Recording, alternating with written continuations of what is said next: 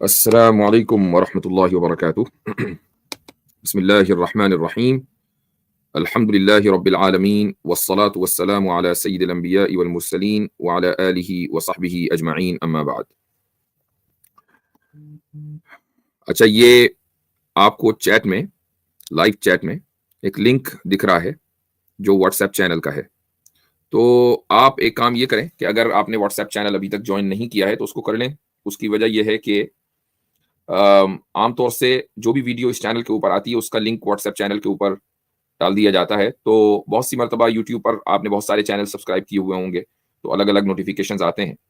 تو اس چینل پر آنے کا فائدہ یہ ہے کہ اس چینل کا جو بھی ویڈیو آئے گی، لائیو ہو یا کوئی اپلوڈڈ ویڈیو ہے، ویسے ریکارڈڈ ویڈیو ہے، وہ سب سے پہلے آپ تک پہنچ جائے گی اور آپ کو پتہ رہے گا کہ یہ اس چینل کا نوٹیفیکیشن ہے۔ اور دوسرے یہ کہ مزید لوگوں کو جوڑنے میں بھی انشاءاللہ اس سے آسانی رہے گی۔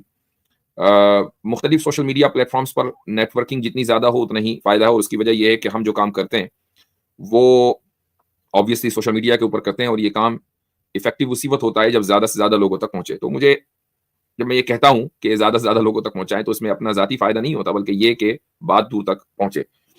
تو اس چینل کو میں نے میرے خیال سے کئی مہینے ہو گئے، 2-3 مہینے جب لانچ کیا تھا، اس کے بعد میں نے اس کا لنک تو آتا ہے مختلف جب ہم لائیو پروگرام کرتے ہیں، لیکن میں زیادہ اس تعلق سے بات نہیں کرتا ہوں۔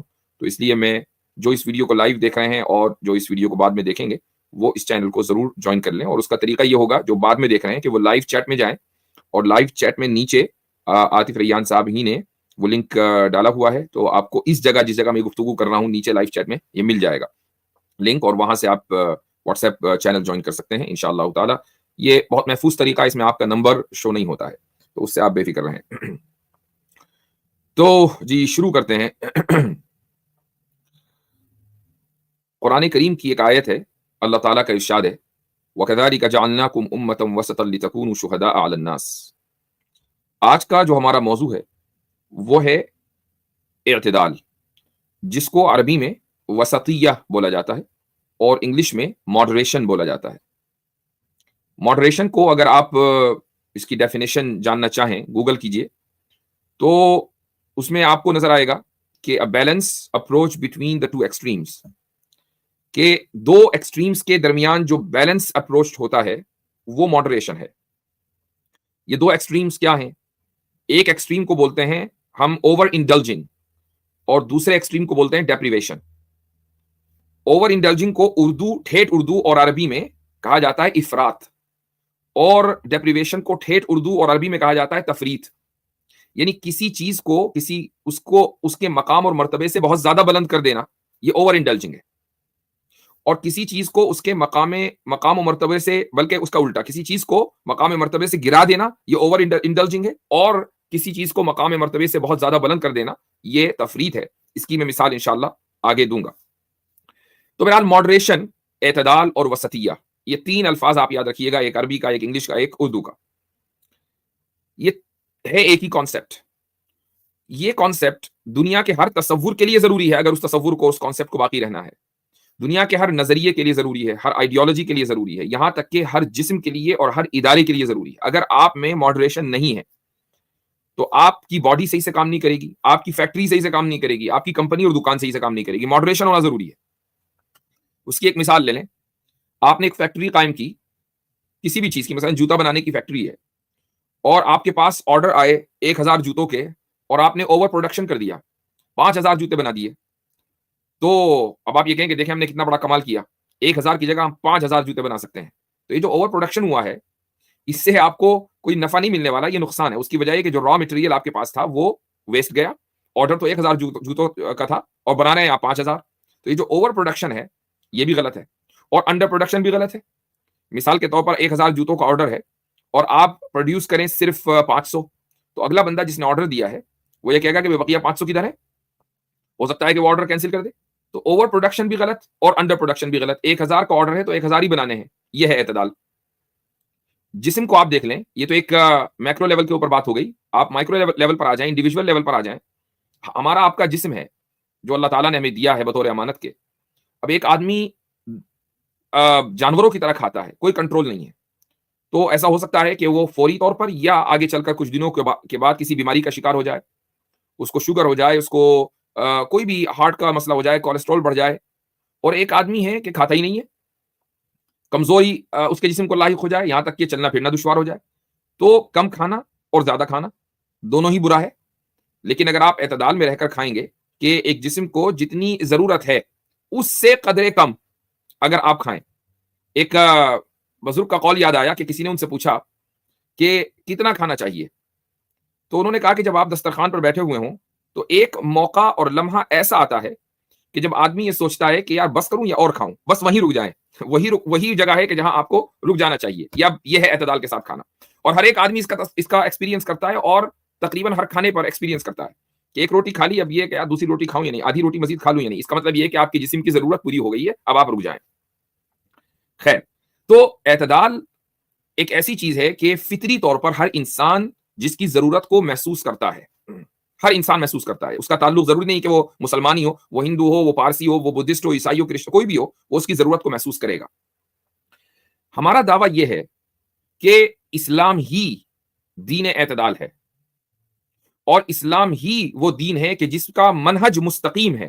منہج مستقیم, یہ میں بڑے ٹھیٹ الفاظ ٹیکنیکل ورڈز استعمال کرتا ہوں بعض مرتبہ, اور اس کی وجہ ہے, اس کی وجہ یہ کہ جب تک کہ ہم اصطلاحات اور ان ٹیکنیکل ٹرمینالوجیز سے واقف نہیں ہوں گے تو کسی بھی نظریے کو آپ صحیح طریقے سے نہیں سمجھ پائیں گے جب تک کہ آپ ٹرمینالوجی سے واقف نہ ہوں. منہج, میتھڈالوجی, مستقیم, سیدھی میتھڈالوجی, سیدھا راستہ, یہ ہے منہج مستقیم, جس کو قرآن نے صراط مستقیم کہا ہے.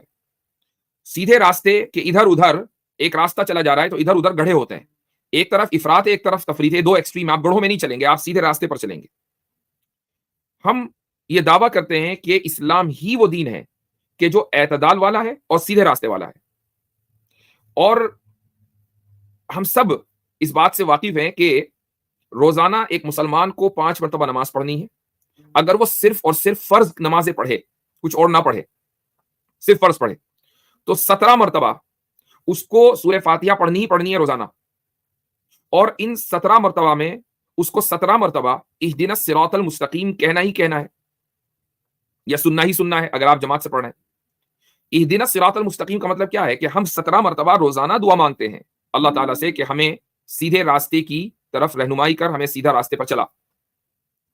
یہی وہ اعتدال والا راستہ ہے کہ جس کی ہم دعا مانگ رہے ہیں. اور سورہ فاتحہ میں قرآن کے پہلے چیپٹر میں ہے, آغاز ہی قرآن کا اس سورت سے ہو رہا ہے. اور اس کے بعد اللہ تعالیٰ نے یہ بھی بتا دیا کہ وہ سیدھا راستہ ایک مثال کے ذریعے کس طرح کا ہونا چاہیے. اسی صورت میں غیر المغضوب علیہم ولا الضالین, تو یہ جو غیر المغضوب علیہم ولا الضالین, یہ مغضوب علیہم کون ہے؟ مغضوب علیہم ہے یہود, اور ضالین سے مراد عیسائی. تو اللہ ہی ہم کو یہ تعلیم دے رہا ہے کہ ہم اس سے یہ دعا مانگیں کہ اللہ ہمیں سیدھے راستے پر چلا. ان لوگوں کا راستہ صراط الذین انعمت علیہم, کہ جن کے اوپر آپ نے انعام کیا, نہ کہ ان لوگوں کا راستہ کہ جن کے اوپر آپ کا غضب نازل ہوا اور جو گمراہ ہیں. تو اب یہ جو مغضوب علیہم ہیں یعنی یہود, یہ ایک ایکسٹریم پر کھڑے ہیں, اور جو ضالین ہیں یعنی عیسائی وہ دوسرے ایکسٹریم پہ کھڑے ہیں. کس طریقے سے؟ ایک مثال دے دیتا ہوں, آگے اور مثال دوں گا. یہودیوں نے اپنے انبیاء کو قتل کیا, حضرت زکریا علیہ الصلوۃ والسلام کو قتل کیا. پراؤڈلی آج بھی کہتے ہیں کہ حضرت عیسیٰ کو سولی پہ لٹکانے میں ہمارا ہاتھ ہے. تو انبیاء علیہ الصلوۃ والسلام کو قتل کرنے میں یہودی آگے رہے, یہاں تک کہ قتل اگر جن انبیاء کو قتل نہیں کیا تو ان کے اوپر الزامات لگائے. حضرت نوح کے اوپر الزامات لگائے, حضرت لوط علیہ الصلوۃ والسلام پر الزام لگایا, کسی پہ شراب پینے کا الزام لگایا, کسی کے اوپر اپنی ہی لڑکیوں کے ساتھ زنا کرنے کا الزام لگایا, العیاذ باللہ. یہ ایک ایکسٹریم ہے کہ انہوں نے انبیاء کو اس درجے پر کر دیا کہ ایک عام انسان بھی اس درجے پر نہیں ہوتا. دوسرا ایکسٹریم کیا ہے عیسائیوں کا, کہ انہوں نے اس انبیاء کو اس درجے پر کر دیا کہ اس درجے پر کوئی نہیں پہنچ سکتا انسانوں میں, یعنی حضرت عیسیٰ علیہ الصلوۃ والسلام کو خدا یا خدا کا بیٹا مان لیا. تو یہ دو الگ الگ ایکسٹریم ہیں. ان کے درمیان کے راستے پر چلنے کی ہمیں تلقین کی گئی, اور ہم سے کہا گیا کہ ہم روزانہ دعا مانگے اللہ تعالیٰ سے کہ ہم اس درمیانی راستے پر چلیں.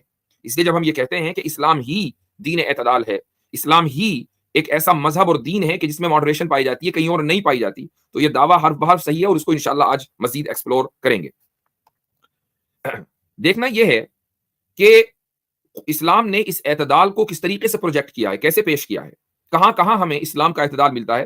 چند مثالیں انشاءاللہ, اور کوشش یہ رہے گی کہ آج جلدی نمٹا دیں, لیکن بیچ میں بہت سی چیزیں یاد آتی رہتی ہیں, تو پھر اب وہ اللہ جانے کہاں تک چلے گی بات. اب دیکھیں, اس دنیا میں 2 گروہ پائے جاتے ہیں ہمارے ارد گرد. ایک گروہ تو ہے مادہ پرستوں کا, جن کو ہم کہتے ہیں میٹیریلسٹ. یہ جو مٹیریلسٹ ہیں ان کا نظریہ یہ ہے کہ جو چیز نظر آ رہی ہے وہی موجود ہے، جو چیز نظر نہیں آ سکتی وہ موجود نہیں ہے. لہٰذا آخرت موجود نہیں ہے، جنت موجود نہیں ہے، جہنم موجود نہیں ہے، اللہ موجود نہیں ہے ان لوگوں کے نزدیک، چونکہ یہ ساری چیزیں ہم اپنی آنکھ سے نہیں دیکھ سکتے. جس چیز کو ہم محسوس کر سکتے ہیں ہم اسی کو مانیں گے. ان لوگوں کو ایمپیریسسٹ بھی بولا جاتا ہے. یہ پورا ایک نظریہ ہے ایمپیریسزم کا. ایک ایکسٹریم یہ ہے. اب آ جائیں دوسرے ایکسٹریم پر. اس کے اپوزٹ دیکھیں، یہ ہے خرافات پرست، توہم پرست، وہ لوگ جو سپرسٹیشن میں مبتلا ہیں. ان کے یہاں ہر چیز بغیر کسی دلیل کے ہر چیز ایکسیپٹیبل ہے، اور ہر چیز کے اوپر یہ ایمان لاتے ہیں اور یہ کہتے ہیں کہ جی ہماری آستھا اس میں ہے. آپ ان سے پوچھیں، اگر آپ مجھے ٹویٹر کے اوپر فالو کرتے ہیں تو میں اکثر ٹویٹس کرتا ہوں، اور ٹویٹ کرنے میں کسی کی توہین مقصود نہیں ہوتی، بلکہ ایک یہ پرووک کرنا ہوتا ہے کہ آپ اس چیز کو غور سے سمجھیں اور سنیں کہ کبھی یہ اپنے بھگوان کی مورتی کو ڈاکٹر کے ذریعے چیک کرا رہے ہیں، بھائی وہ بھگوان کیسا جو بیمار بھی پڑ جائے. کبھی بھگوان کی مورتی کو گرمی لگ رہی ہے اور کبھی سردی لگ رہی ہے، کبھی اس پہ لحاف ڈال رہے ہیں تو کبھی کاٹن کے کپڑے سل رہے ہیں اس کے لیے. اور جب ان سے پوچھو کہ ایسا کیوں، کہیں گے ہم اصل میں اسی طریقے سے محبت کرتے ہیں جیسا ہم اپنے بڑوں سے لگاؤ کرتے ہیں، ایسے ہی ہمیں ان مورتیوں سے محبت ہے. تو بھائی محبت کا مطلب یہ تو نہیں ہے نا کہ آپ جس چیز سے بھی محبت کریں اس کو اسی طریقے سے ٹریٹ کریں. ایک آدمی کو اگر اپنی کار سے بہت محبت ہے، اس کے پاس لگژری گاڑی ہے، اپنے مکان سے محبت ہے، تو کیا پھر وہ اپنی گاڑی اور مکان کی پوجا کرے گا؟ نہیں کرے گا. تو یہ بغیر دلیل کے ایک بات ہے، اسی کو کہتے ہیں خرافات پرستی، توہم پرستی، بغیر دلیل کے کچھ بھی مان لینا. اب آپ ان سے پوچھیں کہ آپ رام جی کو بھگوان مانتے ہیں اور انسان بھی مانتے ہیں کہ وہ بھگوان تھے انسان کے روپ میں، تو اگر انسان تھے تو وہ انسانی تاریخ میں ان کا کہیں نہ کہیں کوئی ثبوت ہونا چاہیے. رام جی کا کوئی ثبوت انسانی تاریخ میں نہیں ہے. اس کے جواب میں یہ احمقوں کی جماعت یہ کہتی ہے کہ بھائی اللہ تعالیٰ کا بھی تو انسانی کوئی تاریخی ثبوت نہیں ہے. تو بھائی اللہ تعالیٰ انسان ہی نہیں ہے کہ انسانی تاریخ میں اس کا ثبوت ہو. انسان کا ہوگا نا انسانی تاریخ میں ثبوت. جب آپ نے رام جی کو انسان مان لیا تو انسانی تاریخ میں اس کا ثبوت دکھاؤ. اسی طریقے سے آپ نے سنا ہوگا کہ بھائی ان کے یہاں لکھا ہوا ہے مہا بھارت وغیرہ میں اور مختلف کتابوں میں کہ ہنومان نے سورج نگل لیا. اب جب ہم یہ کہتے ہیں تو فوراً اس کے پلٹ وار یہ لوگ کہتے ہیں کہ اچھا محمد صلی اللہ علیہ وسلم معراج پہ چلے جائیں، آسمانوں میں چلے جائیں براق پر بیٹھ کر، وہ تو ٹھیک ہے، اور ہنومان اگر سورج نگل لیں تو اس میں پرابلم ہے. یہ ہے فالس ایکویولنس. کس طریقے سے؟ وہ اس طریقے سے کہ کسی بھی انسان کا یا جاندار کا سورج کو نگل لینا یہ ایک ریشنلی امپاسبل چیز ہے، محال عقلی، جس کو ہم عربی میں کہتے ہیں محال عقلی. یہ امپاسبل ہے چونکہ سورج ایک بہت جائنٹ جسم ہے اور بندر ایک بہت چھوٹا اس کے مقابلے میں. تو ایک چھوٹی چیز ایک بڑی چیز کو اپنے اندر کیسے سنبھالے اور اس کے باوجود چھوٹی چھوٹی ہی رہے، بڑی نہ ہو؟ یہ ریشنلی امپاسبل ہے. جبکہ براق کے اوپر سفر کرنا ریشنلی امپاسبل نہیں ہے. اور وہ اس لیے نہیں ہے کہ زیادہ سے زیادہ کیا چیز لازم آئی؟ لازم یہ آئی کہ آپ صلی اللہ علیہ وسلم نے اتنی تیزی کے ساتھ سفر کیا جتنی تیزی کے ساتھ عام طور سے سفر ہوتا نہیں. تو آج سے 1400 سال پہلے تو جہاز سے بھی سفر نہیں ہوتا تھا. اگر کوئی یہ کہے کہ نہیں ہم 700 مائلز پر آور سفر کر سکتے ہیں 1400 سال پہلے، تو اس وقت بھی مشرکین یہی کہہ رہے ہوتے ہیں کہ بے وقوف آدمی 700 میل ایک گھنٹے میں کوئی کیسے سفر کر سکتا ہے. لیکن آج کر سکتے ہیں، اسپیڈ بڑھ گئی. ہو سکتا ہے کہ آج سے آگے چل کر ہم 7000 میل پر آور سفر کرنے کے لائق ہو جائیں. تو آپ صلی اللہ علیہ وسلم نے اس اسپیڈ سے سفر کیا کہ جس سفر جو عام طور سے انسان نہیں کر پاتا. لہٰذا معجزہ وہ ہے کہ جو اپنی ذات میں ممکن ہو لیکن ہمیں اس کے دیکھنے کی عادت نہ ہو. جبکہ ایک بندر کا سورج کو نگل لینا یہ اپنی ذات میں ممکن نہیں ہے. تو دونوں ایکول نہیں ہیں، لیکن لوگ ہیں کہ مانتے ہیں کہ جی ہاں ہنومان نے سورج کو نگلا تھا. اس کے بعد آپ مثلا ان سے پوچھیں کہ یہ عیسائیوں سے بھی سوال ہے اور ہندوؤں سے بھی کہ خدا جب اوتار کی شکل میں اس دنیا میں آ گیا اور ایک انسانی روپ اس نے دھار لیا، وہ چاہے آپ اس کو جیسس بولیں یا اس کو کرشن بولیں، رام بولیں، کچھ بھی بولیں، تو خدا جو کہ قادر مطلق ہے، کہ جس کے پاس ایبسولوٹ پاور ہے، انسانی جسم میں آنے کے بعد اب اس کی ایبسولوٹ پاور ختم ہو گئی. یہ کیسے ممکن ہے کہ ایک ایبسولوٹ پاور والی ذات نہ رہے؟ یہ پاسبل نہیں ہے. لیکن اس کو مانتے ہیں. آپ ٹرینٹی کے اوپر جیسے ہی سوال کریں گے، میں نے اس سے پہلے بھی کہا، کہیں گے لیپ آف فیتھ، نہیں بس ویسے ہی ماننا ہے. تو یہ جو ویسے ہی ماننا ہے، ایک طرف وہ لوگ ہیں کہ جو یہ کہتے ہیں کہ ہمیں جو چیز نظر آئے گی وہ مانیں گے، جو نظر نہیں آئے گی وہ نہیں مانیں گے. دوسری طرف وہ لوگ ہیں کہ جو امپاسبل کو بھی مانتے ہیں. لیکن اسلام نے درمیانی راستہ دکھایا، وہ یہ ہے کہ جو چیز نظر نہ آئے وہ موجود نہ ہو، یہ ضابطہ غلط ہے۔ بہت سی چیزیں ہیں جو نظر نہیں آتی موجود ہیں، ہاں عقلی طور پر اس کا ثابت ہونا کسی نہ کسی حد تک ضروری ہے۔ قرآن کریم نے یہ اعلانیہ کہا ہے کہ قل ہاتوا برہانکم ان کنتم صادقین، کہ اے محمد صلی اللہ علیہ وسلم آپ فرما دیجئے کہ ہاتوا برہانکم، اپنی دلیل پیش کرو اگر سچے ہو، دلیل کی بنیاد پر بات ہوگی۔ یہ نہیں کہو کہ ہماری آستھا ہے، آستھا کوئی چیز نہیں ہوتی، اصل چیز یہ ہے کہ دلیل ہے تو پیش کرو، نہیں ہے تو اپنا دعویٰ واپس لو۔ دنیا چلتی ہی ہے دلیل کی بنیاد پر۔ یہ کیسا مذہب ہے کہ جو دلیل کو سائڈ میں کر رکھ دیتا ہے، وہ کہتا ہے کہ نہیں ہم تو آستھا یا عقیدت کی بنیاد پر چلیں گے، دلیل ہمارے پاس نہیں ہے۔ جب آپ کی پوری زندگی میں آپ ہر جگہ دلیل مانگتے ہیں تو مذہب میں بھی دلیل مانگیے۔ تو اسلام نے درمیان کا راستہ دیا، اور وہ یہ کہ جو چیز نظر نہیں آ رہی ہے وہ بھی موجود ہو سکتی ہے، اس کے لیے کوئی ضروری نہیں ہے۔ ایک انسان کی عقل، دماغ نہیں، دماغ تو حصی چیز ہے، انسان کی عقل موجود ہے، اس کو استعمال کرتا ہے۔ ایک انسان کی روح، ایک انسان کی ذات موجود ہے، لیکن ذات نظر نہیں آتی، انسان کا جسم نظر آتا ہے، اور بھی اس کی بہت ساری مثالیں ہیں۔ تو یہ پہلا سمجھ لیجئے کہ پہلی مثال ہے، یا پہلا مظہر اور مینیفیسٹیشن ہے اعتدال کا۔ ایک اور مثال لے لیں آپ، بہت سے مادہ پرست اور ملحدین، آپ ان سے پوچھیں کہ اس دنیا کے علاوہ وہ کوئی دنیا ہے، کہیں گے کہ نہیں، دنیا ہی حقیقت ہے، اس دنیا کے علاوہ کوئی حقیقت نہیں ہے۔ اور یہ صرف ایسا نہیں کہ ملحدین ہی کہتے ہیں، مشرکین بھی یہی کہتے ہیں کہ مرنے کے بعد بھی پھر یہیں دوبارہ پیدا ہوں گے، ری انکارنیشن کا جو عقیدہ ہے۔ قرآن کریم نے اس طرح کا ایک واقعہ ذکر کیا سورہ کہف میں۔ دو لوگ تھے، ایک کے پاس بہت زیادہ مال دولت اور پیسے تھے، اس کے پاس باغ تھے، اور دوسرا غریب تھا۔ تو جب وہ امیر آدمی اپنے باغ میں داخل ہوا، ساتھ میں غریب بھی چل رہا تھا، تو اس نے بڑے فخریہ انداز سے کہا کہ ما اظن ان تبید هذه ابدا وما اظن الساعة قائمة، کہ میں نہیں سمجھتا کہ یہ چیزیں، یہ جو باغات ہیں یہ کبھی ختم ہوں گے، یہ ہمیشہ میرے پاس رہنے والے ہیں، میں یہ بھی نہیں سمجھتا کہ قیامت قائم ہوگی، بس یہ دنیا ہی حقیقت ہے۔ تو قرآن کریم نے اس طرح کے لوگوں کا ذکر کیا ہے، اور اس طرح کے لوگ آج ہمارے درمیان بہت سارے موجود ہیں جو یہ کہتے ہیں بس یہ دنیا ہی ہے، اس کے بعد کہیں اور ایسا کچھ نہیں ہے کہ آگے کوئی دوسرا جہاں ہے، بس یہی ہے جو کچھ ہے۔ ایک ایکسٹریم تو یہ ہے، اس کے بعد دوسرے ایکسٹریم کو دیکھیں، اس کو بولا جاتا ہے نائلزم۔ یہ جو نائلزم ہے، اس کا مطلب یہ ہے، یہ ایک ایکسٹریم لیول کا اسکیپٹسزم ہے۔ اس کا مطلب یہ ہے کہ جو کچھ آپ کو نظر آ رہا ہے سب فیک ہے، ریالٹی ہے ہی نہیں، یہ دنیا بھی حقیقت نہیں ہے۔ اب ایک گروپ تو یہ کہتا ہے کہ دنیا ہی حقیقت ہے، اور دوسرا گروپ یہ کہتا ہے کہ دنیا بھی حقیقت نہیں ہے۔ یہ دو الگ الگ ایکسٹریم ہیں، یہاں تک کہ نائلسٹ کے نزدیک سچائی تک پہنچ ہی نہیں سکتے، پاسبل نہیں ہے۔ لیکن قرآن کی تعلیم کیا ہے؟ درمیان کا راستہ ہے۔ قرآن یہ کہتا ہے کہ یہ دنیا بھی حقیقت ہے اور آخرت بھی حقیقت ہے، اور آخرت اس دنیا سے بڑی حقیقت ہے۔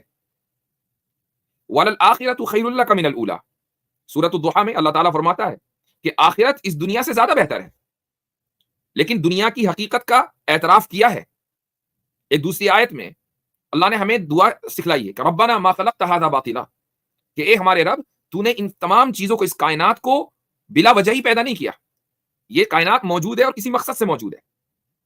تو دیکھیے، دنیا کی حقیقت کا بھی اعتراف ہے، اور آخرت کی حقیقت کا بھی اعتراف ہے، اور آخرت کی حقیقت کو زیادہ ترجیح دی گئی ہے، پریفرنس دی گئی ہے دنیا کی حقیقت کے مقابلے میں۔ اور اس کی وجہ یہ ہے کہ دنیا ٹیمپریری جگہ ہے اور آخرت پرماننٹ ہے، تو جو چیز پرماننٹ ہوتی ہے آبویسلی اس کو ترجیح دی جاتی ہے، اس کو پریفرنس دی جاتی ہے ٹیمپریری چیز کے مقابلے میں۔ اس کی مثال ہے، ذہن میں بھی ایک آئی، امیجن کریں کہ آپ کسی شہر میں پہنچے اور آپ کو ایک جگہ چاہیے رہنے کی، اور آپ نے ایک ریئلٹر کو، ریئل اسٹیٹ ایجنٹ کو پکڑا کہ یار مجھے کوئی رہنے کی جگہ دکھاؤ۔ تو اس نے کہا کہ یہ کھنڈر موجود ہے، ابھی مل جائے گا، اور اتنے پیسے ہوں گے، نہ چھت ہے، نہ دروازے ہیں، نہ کھڑکیاں ہیں، بس کھنڈر ہے، رہو آرام سے۔ اور دوسرا آپشن یہ ہے کہ ابھی تھوڑا سا ہوٹل میں رینٹ کی جگہ لے لو، لیکن یہ کہ 1 مہینے کے بعد ایک ہاؤسنگ سوسائٹی مکمل ہونے والی ہے، وہاں پر شاندار ولاس بننے والے ہیں، اور پرائس بھی زیادہ نہیں ہے۔ تو اب مجھے بتائیں کہ آپ کھنڈر پسند کریں گے کہ جس میں نہ دروازے ہوں نہ کھڑکیاں ہوں، یا آپ انتظار کریں گے 1 مہینے کے ذرا وہ ہاؤسنگ سوسائٹی مکمل ہو جائے تو وہاں میں جو ولا بننے ہیں اس میں رہوں؟ یہ ہماری زندگی کا روزمرہ کی مثالیں ہیں۔ تو اگر ہم روزمرہ کی زندگی میں اس طرح کی اپنا بیہیویئر رکھتے ہیں، اور یہ سینسیبل بیہیویئر ہے، تو پھر ہم اپنی مذہبی زندگی میں بیہیویئر کیوں نہیں رکھتے؟ تو ایک مثال یہ ہو گئی اعتدال کی۔ ایک اور مثال لیجئے، وہ مثال یہ ہے کہ ایک گروہ یہ کہتا ہے دنیا میں، خصوصاً یوگیوں کے یہاں، برہمنوں کے یہاں، اسی طریقے سے بدھسٹوں کے یہاں، یہ کہ انسان کی جو روح ہے وہ جسم میں گرفتار ہے. اب اگر آپ کو اسپرچویلٹی چاہیے، روحانی ترقی کرنی ہے، تو آپ کو اپنے جسم کو ٹارچر کرنا ہوگا. آپ نے بہت سی مرتبہ سنا ہوگا کہ جی فلاں بابا جو ہیں وہ جنگل میں چلے گئے اور اتنے سال تک انہوں نے نہیں کھایا، نہیں پیا. ایک نے بھی کچھ دن پہلے لکھا کہ وہ کہیں کسی پہاڑی علاقے میں گیا تو وہاں پر اس نے ایک بدھسٹ کو دیکھا تو اس نے کہا کہ جی میں نے 30 سال پہلے کھانا کھایا تھا. تو بہرحال مجھے معلوم نہیں کہ اس واقعے کی کہاں تک سچائی ہے، لیکن یہ طے ہے کہ ایک گروہ ہے جو یہ کہتا ہے کہ اگر آپ کو روحانی ترقی کرنی ہے تو آپ کو اپنے جسم کو عذاب دینا ہوگا، ٹارچر کرنا ہوگا. صرف یہ نہیں کہ آپ اس کی چند خواہشات کو دبا دیں، نہیں، جو جائز چیزیں ہیں اس کو بھی دبانا پڑے گا. تو ایک طرف تو روح کی اتنی اہمیت کہ جسم کا انکار، اور دوسرا گروہ جو مٹیریلسٹ کا ہے وہ یہ کہتا ہے کہ روح موجود ہی نہیں، جو کہ نظر نہیں آتی. تو اس کے یہاں جسم ہی کی اہمیت ہے کہ جسم کی جو بھی ضرورت ہو، ایز لانگ ایز وہ انلیگل نہیں ہے، آپ اس کی ضرورت کو پورا کریں. کسی ملک میں آپ رہتے ہیں جہاں پروسٹیٹیوٹس کے پاس جانا انلیگل نہیں ہے، آپ جائیں، کوئی مسئلہ نہیں ہے. اس کا چونکہ روح موجود ہی نہیں ہے، جسم کی ضرورت ہے، تو پروسٹیٹیوٹس کے پاس بھی جاؤ. ایک ملک ایسا ہے کہ جہاں پر ہومو سیکسوالٹی بری نہیں مانی جاتی، لیگل نہیں مانی جاتی، تو آپ کو اگر ہومو سیکسوال بننا ہے تو بنو، آپ کے جسم کی ضرورت ہے تو ٹھیک ہے. تو ایک طرف روح کا اس قدر اعتراف کہ جسم کا انکار، اور دوسری طرف روح کا انکار کر دیا اور صرف جسم کا اعتراف. لیکن اسلام میں درمیانی راستہ اختیار کیا گیا کہ روح اور جسم دونوں کا حق ہے. اور میں اس کو ایک واقعے سے آپ کو سمجھانا چاہوں گا. یہ واقعہ ایک صحیح احادیث میں لکھا ہوا ہے. عبداللہ بن عمرو بن العاص رضی اللہ عنہ جلیل القدر صحابی ہیں، بہت ساری احادیث انہوں نے روایت کی ہیں. تو جب ان کی شادی ہوئی، نوجوان تھے، کم عمر تھے، اور لیکن بہت زیادہ عبادت گزار تھے. تو چند دنوں کے بعد ان کے والد عمرو بن العاص نے اپنی بہو سے پوچھا کہ تم نے میرے بیٹے کو کیسا پایا؟ تو بہو نے یہ کہا کہ بہت عبادت گزار ہے ماشاءاللہ، پوری رات نفلیں پڑھتے ہیں، دن میں روزے رکھتے ہیں. تو اس کا مطلب یہ باپ سمجھ گئے، عمرو بن العاص سمجھ گئے کہ بیٹے کی بیوی نے بیٹے کی بڑے ہی خوبصورت انداز سے شکایت کی ہے، تعریفاً شکایت کی ہے. تو انہوں نے اپنے بیٹے کو سمجھایا کہ بھائی تمہاری بیوی کے بھی حقوق ہیں، تمہاری اب شادی ہو چکی ہے، ازدواجی زندگی ہے. تو بیٹے نے نہیں سنا کہ بھائی عبادت سے آپ کیسے روک سکتے ہیں. اس کے بعد عمرو بن العاص رضی اللہ عنہ رسول اکرم صلی اللہ علیہ وسلم کی خدمت میں حاضر ہوئے اور کہا کہ یا رسول اللہ یہ مسئلہ ہے. تو آپ علیہ الصلوۃ والسلام نے عبداللہ بن عمرو بن العاص کو بلایا نہیں، خود گئے کاؤنسلنگ کے لیے. ظاہر ہے کہ جو شخص پوری رات عبادت کرتا ہو، دن میں روزے رکھتا ہو، کیا وہ مسجد میں نماز پڑھنے کے لیے نہیں آئے گا رسول اکرم صلی اللہ علیہ وسلم کے پیچھے؟ بالکل آئے گا. لیکن آپ علیہ الصلوۃ والسلام نے مسجد میں روک کر نہیں کہا کہ چلو جب تم آ گئے ہو تو یہاں تم سے ایک بات کر لوں. گھر گئے عمرو بن العاص کے، عبداللہ بن عمرو بن العاص کے، اور اس لیے گئے تاکہ عبداللہ ابن عمرو بن العاص کو اس کی اہمیت ہو. تو جب آپ علیہ الصلوۃ والسلام تشریف لائے تو عبداللہ بن عمرو نے تکیہ پیش کیا کہ اس پر ٹیک لگا کر بیٹھے. تو آپ علیہ الصلوۃ والسلام نے وہ تکیہ درمیان میں رکھ لیا. یہ ایک جیسچر تھا کہ جو بات ہو رہی ہے وہ بہت اہم ہو رہی ہے، اس کو توجہ دو. تو آپ علیہ الصلوۃ والسلام نے ان سے پوچھا کہ تم یہ روزانہ جو روزے رکھتے ہو اس کی کیا ضرورت ہے؟ بس مہینے میں 3 روزے رکھا کرو، 13، 14 اور 15. تو کہاں تو 30 دن اور کہاں 3 دن. عبداللہ ابن عمرو کہنے لگے کہ یا رسول اللہ اتنی زبردست کٹوتی، میں تو زیادہ رکھ سکتا ہوں. یہاں تک کہ آپ علیہ الصلوۃ والسلام نے فرمایا کہ لا صوم فوق صوم داود، کہ صوم داودی سے زیادہ بھی روزہ نہیں رکھنا. کیا مطلب؟ وہ صوم داودی کیا ہے؟ 1 دن روزہ، 1 دن بے روزہ، یعنی 1 دن چھوڑ کر روزہ رکھو، بس اس کی اجازت ہے، روزانہ روزہ رکھنے کی اجازت نہیں ہے. اور اس کے بعد آپ علیہ الصلوۃ والسلام نے فرمایا کہ ان لنفسک علیک حقا وان لزوجک علیک حقا وان لعینک علیک حقا، کہ تمہارے نفس کا، تمہارے جسم کا بھی تمہارے اوپر حق ہے، تمہاری آنکھ کا تمہارے اوپر حق ہے، تمہاری بیوی کا تمہارے اوپر حق ہے. تو ان تمام حقوق کو تمہیں پورا کرنا ہے. تو اسلام نے یہ نہیں کہا کہ جی روحانیت کے چکر میں جسم کو مار دو، یا یہ کہ جسم کے چکر میں روحانیت کا انکار کر دو. روح اور جسم دونوں ریالٹیز ہیں، لہٰذا دونوں کا اعتراف کرنا ضروری ہے اور دونوں کے حقوق ادا کرنے ضروری ہیں. روحانیت کو بڑھانے کے لیے مہینے میں 3 روزے کافی ہیں، رمضان کے 30 روزے، ہر مہینے 3 روزے. روحانیت کو بڑھانے کے لیے پوری رات نوافل پڑھنا ضروری نہیں ہے، تہجد میں اٹھو تو بھی روحانیت بڑھ جائے گی، لیکن ساتھ میں سونا بھی ہوگا اور جسم کا حق بھی ادا ہوگا. ایک اور واقعہ ذہن میں آیا کہ 3 صحابہ سیدہ عائشہ رضی اللہ عنہا کے پاس آئے رسول اکرم صلی اللہ علیہ وسلم کی گھریلو زندگی کے بارے میں معلوم کرنے کے لیے کہ آپ صلی اللہ علیہ وسلم گھر میں کس طریقے سے رہتے ہیں. تو وہ سوچ رہے ہوں گے کہ بھائی آپ علیہ الصلوۃ والسلام جب گھر میں جاتے ہوں گے تو بس سیدھے مصلی پر اور پوری رات مصلی پر اور وہاں سے سیدھے مسجد، تو اب آپ علیہ الصلوۃ والسلام کی جو زندگی ان کو پتہ چلی کہ آپ صلی اللہ علیہ وسلم سوتے بھی ہیں، آپ بیوی کے حقوق بھی ادا کرتے ہیں، آپ نماز بھی پڑھتے ہیں، آپ کبھی ایسا بھی ہوتا ہے کہ روزہ بھی نہیں رکھتے، کبھی روزہ رکھتے ہیں. تو وہ کہنے لگے کہ بہرحال رسول اللہ صلی اللہ علیہ وسلم ہے، آپ کو کیا ضرورت ہے؟ ضرورت تو ہمیں ہے. ایک نے کہا کہ میں تو ہمیشہ روزہ رکھوں گا بھائی، دوسرے نے کہا کہ میں تو پورے رات تلاوت کروں گا. تو اس طریقے سے ہر ایک نے کوئی نہ کوئی پلیج کیا. آپ علیہ الصلوۃ والسلام نے کو جب یہ واقعہ پتہ چلا تو آپ نے صحابہ سے مخاطب ہو کر کہا کہ اما انی اخشاکم و اتقاکم، یاد رکھو کہ تقوی اور خشیت کے اعتبار سے تم میرے قریب نہیں آ سکتے. سب سے زیادہ خشیت اگر ہے تو مجھ میں ہے، اور سب سے زیادہ تقوی اگر خدا کا ہے، خوف ہے، تو مجھ میں ہے. لیکن اس کے باوجود ولکنی اصوم و افطر، کہ میں روزہ بھی رکھتا ہوں اور کبھی کبھی ایسا بھی ہوتا ہے کہ روزہ نہیں رکھتا. تو یہ جو درمیان کا راستہ اسلام نے دیا ہے، ہندوازم بھی اس سے خالی ہے.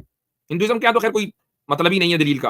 اور اسی طریقے سے جو دوسری طرف ایتھیزم ہے وہ بھی بالکل خالی ہے کہ ایک نے روح کا انکار کر دیا اور دوسرے نے صرف روح کا اعتراف کیا اور جسم کا انکار کر دیا جب اسپرچویلٹی کی بات آئی.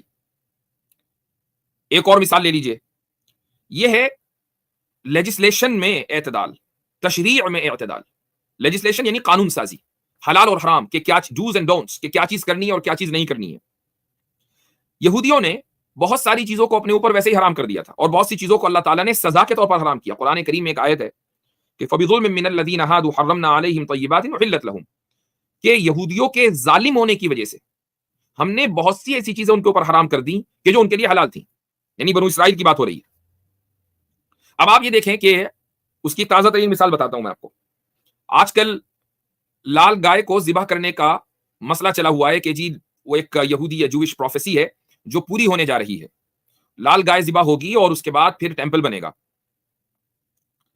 تو یہ لال گائے ذبح کرنے کا چکر کیا ہے؟ کہتے ہیں کہ جی ایسی گائے جب ملے گی اس کو ذبح کیا جائے گا اور اس کے بعد اس کے خون کی کے قطرات کو کچھ جو چیف ربائز ہیں ان کے اوپر ڈالا جائے گا، اور اس کی ان گایوں کو ذبح کرنے کے بعد ان کو جلا کر اس کی راکھ کو ان کے اوپر ڈالا جائے گا، تب جا کر پیور ہوں گے.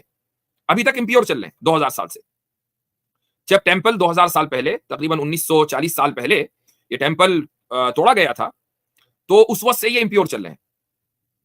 اب کوئی ان سے پوچھے کہ بھائی تمہیں خدا نے امپیور کیا یا تم نے خود ہی اپنے آپ کو امپیور مان لیا؟ چونکہ تورات تو 2000 سال پہلے حضرت موسیٰ علیہ الصلوۃ والسلام کے اوپر نازل ہو چکی. تمہیں کس نے بتایا؟ اور عیسیٰ علیہ الصلوۃ والسلام کو تم مانتے نہیں ہو، تو تمہیں کس نے بتایا کہ تم امپیور ہو؟ خود ہی اپنے طور سے اپنے آپ کو امپیور مان لیا. اب یہ جو میں نے آپ کو بتایا کہ یہودیوں کی یہ پروفیسی ہے، اس سے ملتا جلتا ایک واقعہ سورہ بقرہ میں موجود ہے. گائے کا پورا قصہ ہے، بقرہ نام ہی اسی لیے سورہ کا کہ اس میں گائے کا قصہ ہے، اور یہودیوں ہی کے تعلق سے ہے کہ ایک آدمی کو قتل کر دیا گیا تھا اور یہ جاننا تھا کہ قاتل کون ہے، تو کوئی نہیں مل رہا تھا. تو حضرت موسیٰ علیہ الصلوۃ والسلام پر وحی آئی کہ گائے کو ذبح کر دیا جائے. انہوں نے بنو اسرائیل سے کہا کہ بھائی گائے کو ذبح کرو، تو انہوں نے کہا کہ نہیں، گائے کیسی ہونی چاہیے، تھوڑا پوچھ کر بتائیں. تو فتنے کی عادت ہمیشہ سے رہی ہے، سیدھا سیدھا گائے کو ذبح کرنے کا حکم تھا، کوئی بھی گائے پکڑ کے ذبح کر دیتے کہ نہیں، پوچھ کے بتائیں کہ کون سی گائے. 3 مرتبہ پوچھا، یہاں تک کہ یہ بتایا گیا کہ ایسی گائے ہونی چاہیے کہ جو بالکل لال ہو، کہ جس کو کبھی کھیت میں جوتا نہ گیا ہو، وغیرہ وغیرہ، اس کے اوپر کبھی وزن نہ لادا گیا ہو. پوری ایک ڈسکرپشن دے دیا گیا. ایگزیکٹ وہی ڈسکرپشن آج آپ ریڈ ہیفر کے نام سے جتنی ویڈیوز چل رہی ہیں اس میں دیکھ رہے ہیں. اور یہ ہوا کہ یہ پروفیسی اس زمانے میں پوری ہو چکی کہ جب اس طرح کی گائے ملی اور اس کو ذبح کیا تو اس گائے نے اس قاتل کا پتہ بتا دیا، پروفیسی مکمل ہو گئی. اب آپ یہ کہنے لگے کہ جب آپ طاقت گین کر لیں اور ایک یہودی ریاست بنا لیں اور دنیا کے مسلم حاکموں کو اپنے تابع بنا لیں اور غیر مسلم حکومتوں کے اوپر اپنا اثر و رسوخ کر لیں اپنی لابنگ کے ذریعے اور اپنی سازشوں کے ذریعے، اچانک آپ لال گائے کا قصہ نکال کر لائیں اور یہ کہیں کہ ہم تو 2000 سال سے ناپاک چل رہے تھے، تو اب ہم اس لال گائے کو ذبح کریں گے اور اس کے بعد ٹیمپل بنائیں گے، دیکھو ہماری پروفیسی پوری ہو گئی. تو یہ پروفیسی نہیں ہے، سازش ہے کہ ایک ایسی چیز جو مکمل ہو چکی تھی اس کو آپ آج کے حالات میں، اب جب کہ حالات سازگار ہو گئے آپ کے حق میں، آپ اس کو لے کر آ رہے ہو، یہ کہہ رہے ہیں کہ یہ پروفیسی ہے. تو اور مسلمان بڑے پریشان ہیں کہ یار یہودی پروفیسی اگر پوری ہو گئی تو اس کا مطلب کچھ نہ کچھ وہاں سچائی ہوگی. اس سے بڑھ کر دجل اور فریب کیا ہو سکتا ہے؟ رہی یہ بات کہ کیا بیت المقدس کو شہید کر دیا جائے گا؟ ممکن ہے کر دیا جائے. اس کی وجہ یہ ہے، اگر کوئی یہ سوچ رہا ہے کہ بیت المقدس کے شہید ہونے کی وجہ سے پوری بس ورلڈ وار شروع ہو جائے گی اور امت مسلمہ کھڑی ہو جائے گی، تو یہ یاد رکھیے کہ ایک مسلمان کی، ایمان والے کی جان کی قیمت بیت المقدس سے زیادہ مقدس ہے. تو 40,000 کو اگر انہوں نے شہید کر دیا اور مسلم امہ نہیں کھڑی ہوئی تو بیت المقدس کو شہید کرنے سے مسلم امہ کیسے کھڑی ہو جائے گی؟ بلکہ ہمارے یہاں جو پروفیسی ہے حدیثوں میں، اس کے مطابق تو ایک زمانہ وہ آنے والا ہے جب قیامت کی تمام علامتیں مکمل ہو چکی ہوں گی، سورج کے مغرب سے نکلنے کا، دابۃ الارض اور مہدی اور نزول عیسیٰ، تمام چیزیں مکمل ہو چکی ہوں گی، اور دنیا بس اب اپنی آخری سانسیں گن رہی ہوگی کہ قیامت اب آئی اور اب آئی. یہاں تک کہ وہ دور بھی آ چکا ہوگا کہ جب یمن سے اس طرح کی ایک ہوا چلے گی کہ جو مؤمنین کو ختم کر دے گی. مؤمنین اس دنیا میں باقی نہیں رہیں گے، چونکہ قیامت مومنوں کے اوپر نہیں آنی ہے. مومنوں کو قیامت ایک عذاب ہے، عذاب مومنین پر نہیں آتا، مومنین کو پہلے ہٹا دیا جائے گا منظر نامے سے. جب دنیا میں مومنین ہی ہوں گے تو پھر مسجدوں اور کعبے کا کیا مطلب؟ تو کعبے کو بھی شہید کیا جائے گا، لیکن مسلمانوں کی موجودگی میں نہیں. تو اگر کعبے کو شہید کرنے کی پروفیسی موجود ہے تو بیت المقدس شہید ہو سکتا ہے، پاسبل ہے. میں یہ نہیں کہہ رہا ہوں کہ ہوگا، پاسبل ہے. اور کوئی فرق پڑنے والا جو مسلم ممالک ہیں ان کی حکومتوں پر کوئی فرق پڑنے والا نہیں ہے. تو کہنے کا مقصد یہ ہے کہ ایک طرف یہودیوں نے اپنے اوپر چیزوں کو حرام کر لیا، کہا کہ 2000 سال سے ہم ناپاک چل رہے ہیں، حالانکہ خدا نے ان کو ناپاک نہیں کیا، لیکن انہوں نے اپنے آپ کو ناپاک مان لیا. دوسری طرف کیا ہے؟ دوسری طرف عیسائیوں کا حال ہے کہ ہر چیز پاک، ہر چیز ٹھیک ہے، کوئی ٹینشن نہیں.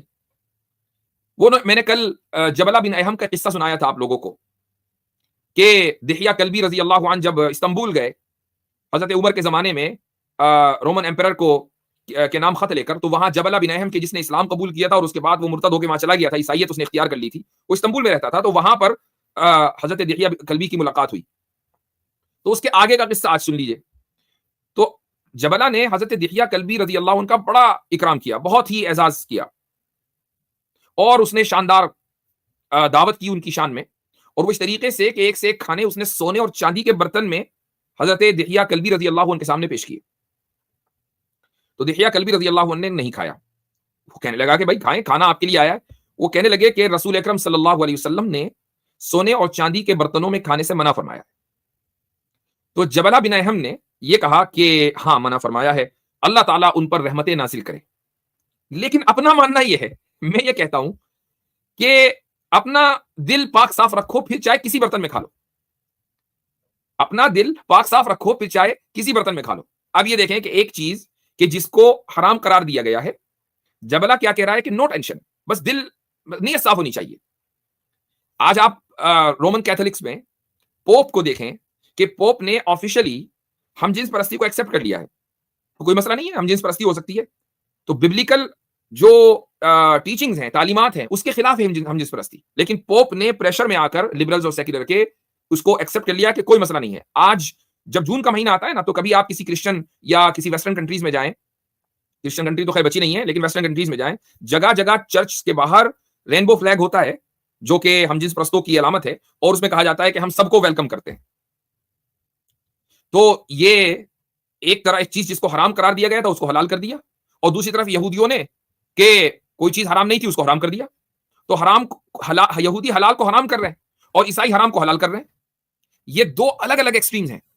لیکن قرآن کریم کیا کہتا ہے؟ قرآن کریم یہ کہتا ہے کہ لا تحرموا طیبات ما احل اللہ لکم، کہ وہ پاکیزہ چیزیں کہ جن کو اللہ نے تمہارے لیے حلال قرار دیا ہے ان کو حرام قرار نہ دو. کوئی بھی آدمی بائی برتھ ناپاک نہیں ہے، ناپاکی لگتی ہے، کوئی ناپاک ہوتا نہیں ہے بنیادی پیدائش سے. اسی طریقے سے قرآن کریم میں ایک جگہ ارشاد ہے کہ وَلَا تَنْسَ نَصِيبَكَ مِنَ الدُّنْيَا، دنیا میں جو تمہارا حصہ اور شیئر ہے اس کو بھولنے کی قطعاً کوئی ضرورت نہیں. وہ تمہارا حصہ ہے، تم اس کو اختیار کرو، اس سے انجوائے کرو. وَلَا تَنْسَ نَصِيبَكَ، دنیا اپنے اوپر حرام کرنے کی قطعاً کوئی ضرورت نہیں ہے. یہاں تک کہ خود رسول اکرم صلی اللہ علیہ وسلم کو تنبیہ کی گئی. ایک موقع پر آپ علیہ الصلوۃ والسلام نے قسم کھا لی تھی کہ میں شہد نہیں کھاؤں گا، تو آیت نازل ہو گئی کہ یا ایھا النبی لما تحرم ما احل اللہ لک، کہ اے نبی جو چیز اللہ نے آپ کے لیے حلال قرار دیا آپ اس کو حرام کیسے قرار دے رہے ہیں؟ تو یہاں یہود اور عیسائی بیٹھے، خود ہی ان کے جو نبی نہیں ہیں، جو انبیاء نہیں، عام لوگ ہیں یا ان کے پریسٹ ہیں، پادری ہیں، وہی حلال کو حرام اور حرام کو حلال کر رہے ہیں. وہاں نبی کے اوپر تنبیہ آ گئی تھی، آخری رسول کے اوپر، کہ شہد کو حرام کیسے کر دیا اپنے اوپر. اسی لیے رسول اکرم صلی اللہ علیہ وسلم نے ہمیں ایک دعا سکھائی ہے. وہ دعا یہ ہے کہ اللہم اصلح لی دینی الذی ہوا عصمت امری، اے اللہ میرے دین کی اصلاح فرما جو میرے معاملے کی بنیاد ہے، عصمت امری، جہاں میرا معاملہ محفوظ ہے. وَأَصْلِحْ لِي دُنْيَايَ الَّتِي فِيهَا مَعَاشِي، اور میری دنیا کی بھی اصلاح فرما کہ جہاں میں رہتا ہوں. تو دیکھیے دنیا اور آخرت دونوں کی دعا قرآن کریم میں ربنا آتنا فی الدنیا حسنہ وفی الآخرہ حسنہ, کہ دنیا میں ہمیں اچھائی دے اور آخرت میں بھی اچھائی دے. تو دنیا اور دین دونوں ساتھ چلتے ہیں, نہ ہم دنیا کو چھوڑتے نہ دین کو چھوڑتے. ایک اور مثال لے لیجئے, بہت ساری مثالیں ہیں, یہ ٹاپک بھی چلتا رہے گا لیکن میں چند ہی مثالیں آپ کو دے رہا ہوں. طلاق کا مسئلہ. طلاق کے مسئلے میں کیتھولکس کا جو اصل جو عقیدہ ہے کیتھولکس کا, وہ یہ کہ طلاق پاسبل ہی نہیں ہے, طلاق نہیں ہو سکتی, شادی ہو گئی بس ہو گئی. ہندوؤں کے یہاں بھی یہی ہے. اسی لیے تو ہندو اسپیشل وہ جو اسپیشل میرج ایکٹ تھا ہندوؤں کا 1950s کے اندر نہرو نے انٹروڈیوس کیا تھا, وہ کیوں تھا؟ اس لیے کہ ہندوؤں کے یہاں طلاق پاسبل ہی نہیں ہے. طلاق کا جو کانسیپٹ ہے ہندوؤں میں وہ اسلام سے انسپائرڈ ہے. چونکہ اسلام میں طلاق کا کانسیپٹ ہے, کیتھولکس میں نہیں ہے. آرتھوڈاکس کرسچنز میں یہ ہے کہ طلاق پاسبل ہے اس وقت جبکہ میاں بیوی میں سے کوئی ایک ایکسٹرا میریٹل افیئرز میں مثلا پکڑا جائے, بیوی کہیں اور بزی ہے, وہ خیانت کر رہی ہے شوہر کے ساتھ, اب شوہر طلاق دینا چاہتا ہے تو طلاق دے دے. لیکن عام حالات میں دونوں کا مزاج نہیں ملتا, ساتھ میں رہنا ہے, لڑیں گے بھڑیں گے مریں گے ساتھ میں رہیں گے. یہ بعد میں آ کر جب سیکولرزم کا رواج ہوا عیسائی دنیا میں تو انہوں نے کہا کہ نہیں بھائی طلاق بھی ہو سکتی ہے, تو اب طلاق ہوتی ہے, اور اس دھڑلے سے ہوتی ہے کہ جیسے کہ اب طلاق کی کوئی اہمیت ہی نہ ہو. یہ دوسرا ایکسٹریم ہے لبرلزم کا, کہ میاں بیوی ساتھ میں رہ رہے ہیں, بیوی کو بس نہیں پسند ہے ہسبینڈ, کوئی بھی وجہ نہیں ہے, وہ طلاق لے سکتی ہے. وہ یہ کہہ سکتی ہے کہ ہسبینڈ نے میرا میریٹل ریپ کیا ہے, اب کوئی ثابت کر کے دکھا دے اس کو کہ میریٹل ریپ کس طرح ہوتا ہے. بیوی کی اپنی تو ٹیسٹیمنی ہے نا. جب ازدواجی تعلقات ہسبینڈ اینڈ وائف قائم کرتے ہیں تو وہاں کوئی وٹنس تو ہے نہیں. یہ کیسے ثابت ہوگا کہ شوہر نے زبردستی کی ہے یا زبردستی نہیں کی ہے؟ ہو سکتا ہے کہ صبح اٹھ کر میاں بیوی میں کوئی ناراضگی ہو جائے کسی بات پر اور بیوی عدالت چلی جائے اور کہے کہ اس نے میرا میریٹل ریپ کیا ہے, اس کو پکڑو اور مجھے اس بنیاد پر اس گراؤنڈ پر طلاق چاہیے. اس کو ثابت نہیں کیا جا سکتا, لیکن اس کا رواج ہے. جتنی لبرل ڈیموکریسیز ہیں ان میں اس کا رواج ہے, یہاں تک کہ انڈیا میں بھی یہ قانون بن چکا ہے یا بننے والا ہے. تو ایک طرف طلاق ہے ہی نہیں, دوسری طرف طلاق ہے تو تھوک کے مول جتنی لے لو. اسلام نے درمیانی راستہ اختیار کیا کہ ایک ہسبینڈ طلاق دے سکتا ہے, وائف خلا کر سکتی ہے, اور ایک طلاق کے بعد رجعت, یعنی ہو سکتا ہے کہ ٹھیک ہے غصے میں طلاق دے دی لیکن آدمی کا دماغ بھی ٹھیک ہوتا ہے کچھ دنوں کے بعد, تو 3 مہینے کے اندر اندر وہ رجعت کر سکتا ہے. پھر دوسری دے دی, پھر رجعت کر سکتا ہے. تیسری دے دی تو کہا گیا کہ بچوں کا کھیل نہیں ہے, طلاق, چلو ہٹو نکلو. اور بیوی سے کہا کہ اب یہ تمہارے لائق نہیں رہا ہے, تمہیں اگر زندگی گزارنی ہے بیوی بن کر تو کسی اور کی بیوی بن کر زندگی گزارو, یہ بندہ تمہارے لائق نہیں ہے. یہاں سے کچھ لوگوں نے حلالہ کا کانسیپٹ گھسا دیا جس کا اسلام سے کوئی تعلق نہیں ہے. میری اس پر ویڈیوز ہیں کہ حلالہ حرامہ ہے اصل میں. تو یہ جو آپ نے ایکسٹریمز دیکھے, اسلام نے درمیانی راستہ دیا اور ساتھ میں یہ بھی بتا دیا کہ ابغض الحلال عند اللہ طلاق, کہ حلال چیزوں میں سب سے ناپسندیدہ چیز اگر کوئی چیز ہے تو وہ طلاق ہے. حلال حلال اس لیے ہے کہ میاں بیوی اگر ساتھ میں رہتے ہیں تو ضروری تو نہیں ہے کہ ان کا مزاج ملے. ایسا ہو سکتا ہے کہ ایک مارس سے آیا تو دوسری وینس سے آئی ہو. ایک مشہور انگلش کی کہاوت ہے, اس لیے میں نے بول دیا ہے. جب دونوں الگ الگ پلانٹس کے ہیں تو ہو سکتا ہے کہ دونوں کے درمیان کبھی بھی اتفاق نہ ہو, تو دونوں کو کیوں ٹارچر کیا جائے, مینٹل ٹارچر, کہ وہ ایک ساتھ رہیں. اگر وہ علیحدہ ہونا چاہتے ہیں تو علیحدہ ہو جائے. تو یہ آپ مثالوں پر مثالیں سنتے چلے جائیں گے اور دیکھیں گے کہ اسلام نے ان تمام معاملات میں درمیان کا راستہ اختیار کیا. اور لاسٹ پوائنٹ میں بتا رہا ہوں, پھر اس کے بعد انشاءاللہ کنکلوڈ کریں گے. ایرسٹوٹل کے زمانے سے آج تک دنیا یہ ڈیبیٹ کر رہی ہے کہ انڈیویجول رائٹ امپورٹنٹ ہے کہ سوسائٹی کا رائٹ امپورٹنٹ ہے. کیا چیز زیادہ اہم ہے, فرد کی اہمیت ہے کہ معاشرے کی اہمیت ہے؟ آپ دیکھیں کہ آج کے دور میں جو لبرلزم ہے اس میں, یا سیکولرزم ہے, لبرلزم کی بنیاد پر جو سیکولرزم ہے اس میں فرد کی اہمیت زیادہ ہے, سوسائٹی کی اہمیت نہیں ہے, معاشرے کی اہمیت نہیں ہے. فرد کی انڈیویجولزم اسی کو بولتے ہیں کہ انڈیویجول رائٹس پریویل کرتا ہے. یہی وجہ ہے کہ اگر آپ ان لبرل ڈیموکریسیز میں کسی پوری ایک کمیونٹی کو ناراض بھی کر دیں, ان کے خلاف ڈریگیٹوری ریمارکس دے کر, تو کوئی فرق نہیں پڑتا, نو ٹینشن. ہاں, آپ کسی آدمی کو مالی طور پر نقصان نہیں پہنچا سکتے. کسی آدمی کے بارے میں ایسے ریمارکس دے دیں کہ اس کو مالی طور پر نقصان ہو جائے, وہ نہیں کر سکتے. پوری قوم کے خلاف کچھ بھی بولیں. تو فرد امپورٹنٹ ہے لبرلزم میں. اس کے مقابلے میں آپ دیکھیں کمیونزم ہے. کمیونزم میں جماعت یا سوسائٹی امپورٹنٹ ہے. جو کمیونزم کا جو extreme level U S S R میں تھا یا آج نارتھ کوریا میں ہے, تو وہاں آپ دیکھیں گے کہ ایک انسان کو کسی چیز کے خریدنے کا, یہاں تک کہ پراپرٹی اون کرنے کا بھی رائٹ نہیں ہے. ہر چیز گورنمنٹ اون کرتی ہے, یعنی جو پبلک ہے ہر چیز پبلکلی اونڈ ہے. انڈیویجول آپ کچھ نہیں اون کر سکتے، نہ آپ کی گاڑی، نہ آپ کا گھر، کچھ نہیں. یہ ایکسٹریم لیول کا کمیونزم، سوشلزم. لیکن اسلام نے درمیان کا راستہ دیا ہے جو لبرلزم اور کیپٹلزم اور اس طریقے سے کمیونزم اینڈ سوشلزم کے درمیان ہے. وہ یہ کہ انڈیویجول رائٹ بھی ہے اور کمیونٹی رائٹ بھی ہے. دونوں رائٹس ہیں، دونوں کا احترام ہوگا. انڈیویجول رائٹ یہ ہے کہ آپ کوئی چیز خریدنا چاہیں تو خرید سکتے ہیں، آپ زمین خریدیں، جائیداد خریدیں، مکان خریدیں، گاڑی خریدیں، نو پرابلم. لیکن ایسا نہیں ہے کہ کمیونٹی کا کوئی رائٹ نہیں ہوتے. کمیونٹی کا بھی وجود ہے، معاشرے کا بھی وجود ہے، لہٰذا معاشرے کے حقوق کی خلاف ورزی نہیں کی جا سکتی. اس کو آپ ایک مثال سے سمجھیں. لبرل ڈیموکریسی میں اگر ایک مرد اور عورت شادی کے علاوہ انٹرکورس کرنا چاہیں، شادی شدہ نہیں ہے، انٹرکورس کرنا چاہیں اور دونوں ایڈلٹ ہیں تو نو پرابلم. اسٹیٹ کو اس سے کوئی لینا دینا نہیں ہے. یہ فرد کا رائٹ ہے، فرد نے اپنے رائٹ کو اختیار کیا. لیکن اگر آپ ایک اسلامی حکومت میں ہیں تو یہ ممکن نہیں ہے. کیوں؟ اس لیے کہ اس عمل سے معاشرہ کرپٹ ہوتا ہے، معاشرے میں بے حیائی پھیلتی ہے. آپ معاشرے کے حقوق کی خلاف ورزی نہیں کر سکتے. تو فرد کا بھی حق ہے، معاشرے کا بھی حق ہے. ہاں، فرق یہ ہے کہ جب فرد اور معاشرے کے حقوق کے درمیان ٹکراؤ ہوگا تو اکثر و بیشتر معاشرے کے حقوق کو ترجیح دی جائے گی، پریفرنس دی جائے گی فرد کے مقابلے میں، چونکہ وہ ہے گریٹر گڈ. فرد کا اپنا حق اس کی اپنی نفس کی بنیاد پر ہو سکتا ہے، لیکن وہ ایک گریٹر گڈ ہے، معاشرے کا جو حق ہے، لہٰذا گریٹر گڈ کو ترجیح دی جائے گی، پریفرنس دی جائے گی ایک فرد کے حق کے مقابلے میں. تو میں نے آپ کو اتنی ساری مثالیں دے دیں کہ کیسے اس امت کو امتن وسطا کہا گیا، وَكَذَلِكَ جَعَلْنَاكُمْ أُمَّةً وَسَطًا. اور ایک جگہ سے نہیں دی، الگ الگ میدانوں سے میں نے آپ کو مثالیں دی ہیں. فلسفی سے دی ہے میں نے آپ کو، عقیدے سے دی ہے میں نے آپ کو، شریعت سے دی ہے، قانون سے دی ہے، کتنی جگہوں سے میں نے آپ کو مثال دی ہے.